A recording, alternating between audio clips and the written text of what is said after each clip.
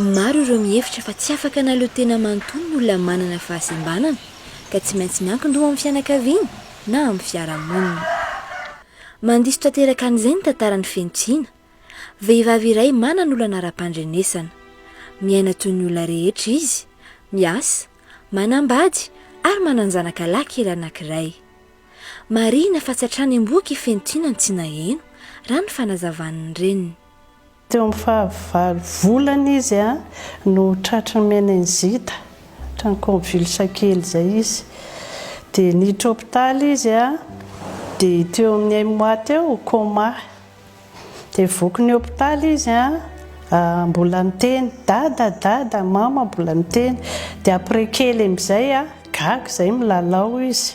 Dia atsony izy tsy mierika, dia teo ny tomboka zany nafantaranay hoe misy tsy mety amin'ity zazy ity. Nafony mbola kely na izy efa lehibe dia niezaka hatrany Fentina nanova sy nanitsy ny fahitan'ny fiarahamonina azy mba ho raisin'izy ireo toy ny olona rehetra izy. Tamin'ny mbola kely dia tato an-trano foana dia nipetraka tato an-trano foana, menatra be rehefa ilay mivoaka dia antsony namana ary mandeha milalao miaraka amin'ny ankizy dia avy eo lasa ampianariko ny tenin'ny tanana ny ankizy ary lasa mahazo namana rehefa mifanerasera amin'ny ankizy. Manana kambana i Fentina ka tombony lehibe ho azy ny fifandraisana manokana misy eo amin'izy roa vavy. Nanomboka tamin'ny lehibe amin'izay dia vomeny ny tombo le complicité. Teo nanomboka nisy olana amin'izay le fijerijery manodidina amin'izay le mametraka hoe samy hafa feno. Be dia be izy ny olona mieritreritra hoe ohatry ny adaly ianao miteny tanana saotran'izany ozy izy nefa ny miteniko fotsiny.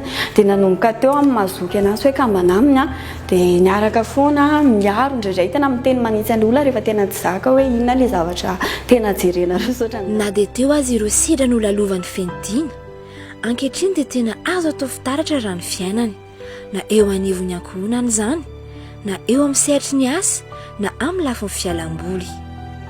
Manambady i Fentina, Ilalaina no anarany, manana olana ara-pandrenesana toa azy koa izy.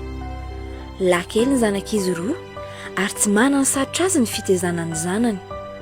Maheno tsara hiaro ny aina ary efa hainy sady ny mifandray amin'ireo ray aman-dreniny amin'ny alalan'ny fihetsika.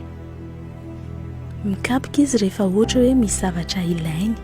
Izy koa mahay maneho fihetsika be dia mora foana mahafantatra hoe inona ny zavatra tadiaviny dia tondroany ilay izy na izy mody mitomany. Raha ny momba ny asa dia tena tonga amin'ny nofinofiny hatr'izay i Fentina rehefa nahavita ny fianarany tao amin'ny akama izy. I feno efa nianatra tato amin'ny akama efa hatramin'ny mbola kely. Efa tany amin'ny kilasy karabola, tany amin'ny maternelle tany izy dia efa tato. Ary izy nanaraka ny fifindran-kilasy ara-dalàna foana zany hatrany amin'ny kilasy farany kely ka hatrany amin'izay farany tratrany. Fentina dia efa nanana izay fitiavana izay hoe hampianatra ireo zandry kely mitovy aminazy. Tena tao aminy zany ka mora ho azy zany izay zavatra izay. Zaho tamin'ny mbola kely tany an-tranonay dia manana solosaina dia milalao amin'io foana be dia be ny zavatra azoko tao. Ny tanjoko hoe anirinany rehefa lehibe dia za tena hampianatra ary anao mpampianatra. Notsongan'ny akama izy sitraka fiofanana tany ivelany no niezaka manokana nataony. Iny lasa nandeha tany ivelany tany izy nanao fiofanana tany Norvezy dia avy eo verina taty izy tonga dia nampiatra n'ilay fiofanana indray izy tamin'ny sekoly sy tamin'ny sehatry ny fikambanana sy tamin'ny sehatry ny fiangonana. Miantsoroka andraikitra maro i Fentina nefa dia mbola manokana fotoana trany izy hanaovany ny fialamboly izay tena ankafiziny indrindra, tsy inona izany fa ny dia. Te hampahery ireo olona manana fahasembanana i Fentina izay miarany koa afatra ho an'ny mpiaramonina amin'ny ankapobeny.